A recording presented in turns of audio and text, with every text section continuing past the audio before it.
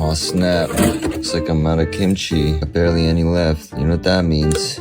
New kimchi time. So you're gonna need leftover kimchi last time. This is your starter. It's like a sourdough starter. So when you save a little kimchi from your last batch, it helps to proliferate beneficial bacteria for your next batch. I got a head of Napa cabbage. I just pull off these outside leaves. I'm gonna get this ready for brining. Got this giant bowl where I'm gonna put the leaves that I'm gonna cut up. So cutting Napa cabbage for kimchi involves a lot of tearing, slicing and tearing. So what do I mean by tearing? So I'm gonna slice here, and then I'm gonna tear.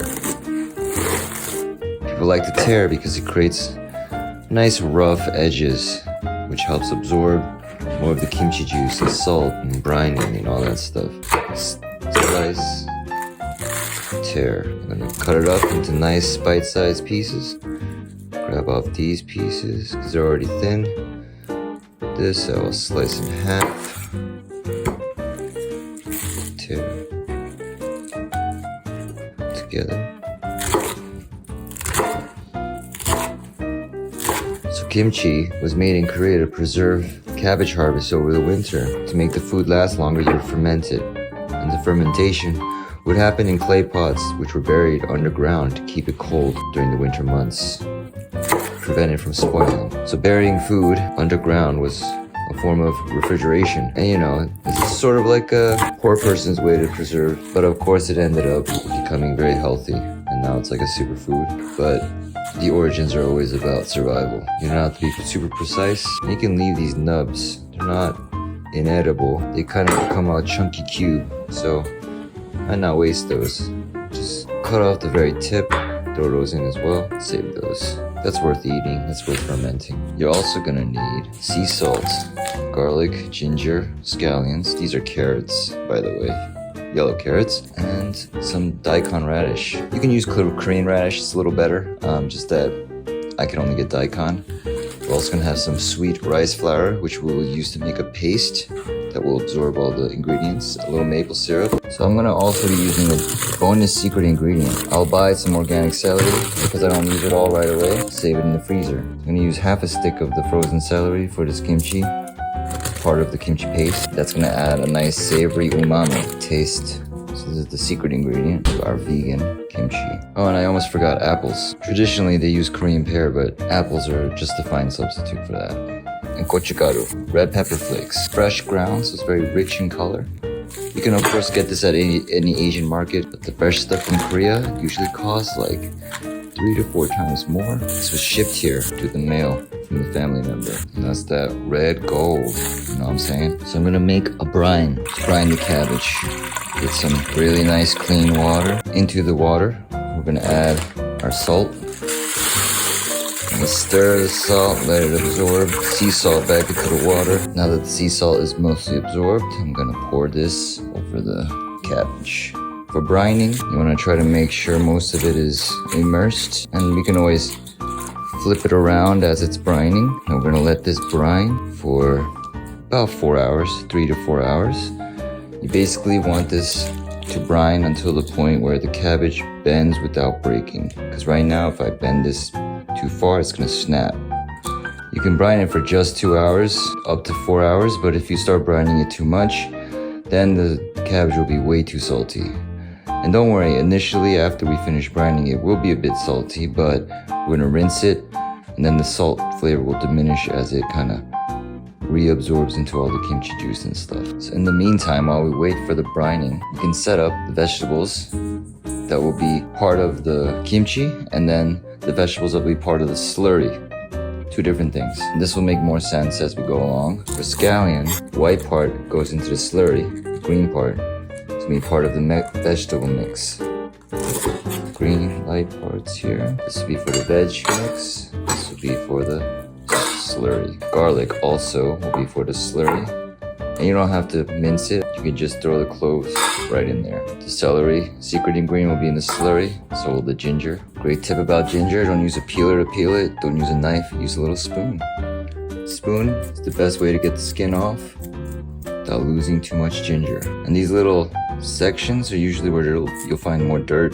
It's good to break it, get that off if you have any dirt in there. So I scan the apple, cut the apple. These are kind of small apples, so I'm using 2. Sometimes if you have a big fat apple, you could just use 1. Bacteria in the kimchi will love to eat the sugars in the apple, and it adds that sweetness, but you know, it all combines to create that kimchi taste you know and love. So to prevent these apple slices from browning, because they're gonna brown pretty fast, and we have a lot of time before the brine kimchi is ready, you can just actually throw the apples in the brine. Because believe it or not, when you brine an apple just for 15 to 20 minutes, it will stay white indefinitely, up to 6 hours at room temperature. And you just rinse it.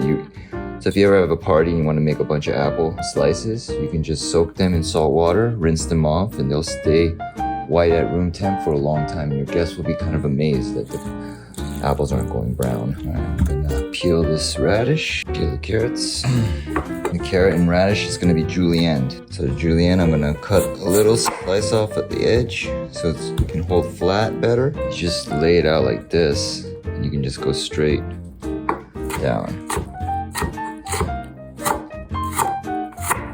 Green onion in half, 1-inch pieces, 2-inch pieces. Yeah. So go in the veg mix, the carrots. Cut down a little diagonally, and then you can lay it out like this, and turn it all. And this helps you hold it together while you julienne.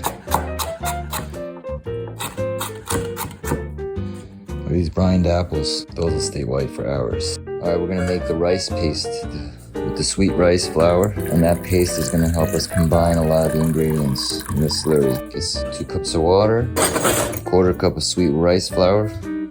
So while it's cold, just stir in the rice flour to the water, then turn on the heat. Okay, so now the heat's going, got the fire going. While it's going, you just want to keep stirring it.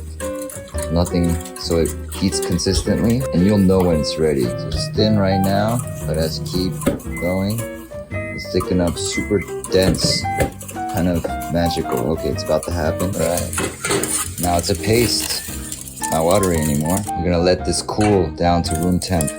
So you want to do it early, you know, while the cabbage is still brining. See that?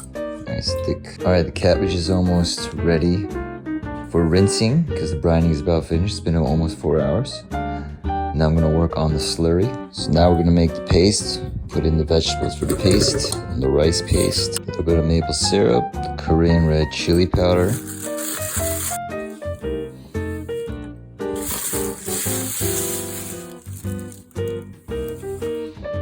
We will also add the starter kimchi, a little leftover, just a bit from the last batch, into the paste. That's gonna speed up the fermentation process. And now we're gonna blend it. Turn the sound off on this part, so that, because it's pretty loud. But we're gonna blend it till it's nice and smooth, and that paste is ready.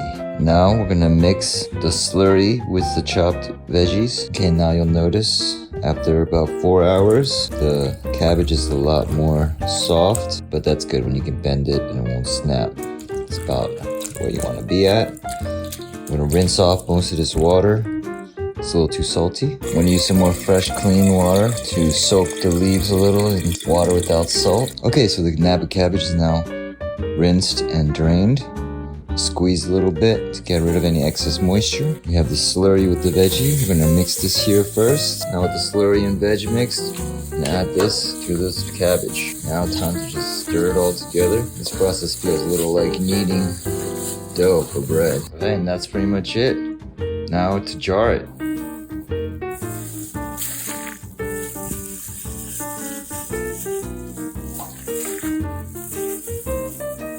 And you want to squeeze it down to reduce air inside because it's going to create a lot of gas during the fermentation. I'm going to leave a big gap because it's going to grow as the fermentation happens. You're going to squeeze it down once there's like gas buildup and it grows, just push it down. Alright, so from that one head of Napa cabbage, we got this big 64-ounce jar, this 27-ounce jar, and this also. And probably, it's like $60 worth of kimchi on the market.